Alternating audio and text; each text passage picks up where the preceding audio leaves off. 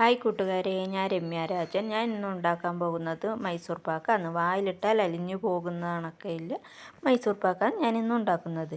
അതിനൊരു കപ്പ് നെയ്യ് ആവശ്യമുണ്ട്. ഒരു കപ്പ് കടലമാവും. ഒരു കപ്പ് കടലമാവിന് ഒരു കപ്പ് നെയ്യ് വേണം.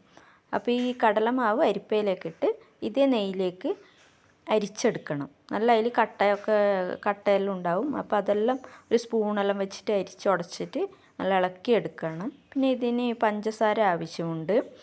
അപ്പോൾ ഒരു കപ്പ് പഞ്ചസാര എടുക്കണം.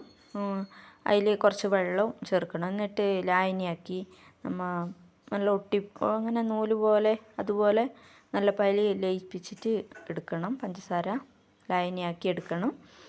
ഈ കലക്കി വെച്ച മാവ് തീമ വെച്ചിട്ട് കുറുക്കിയെടുക്കണം. അതിലേക്ക് ഈ ലയിപ്പിച്ച പഞ്ചസാര ലായനി കുറച്ചൊഴിച്ച്, ആവശ്യമില്ല, ഞാനെല്ലാം എടുത്തിട്ടില്ല, അത്ര മധുരം വേണ്ടാത്തതുകൊണ്ട് കുറച്ച് അടവാക്കി വെച്ചു.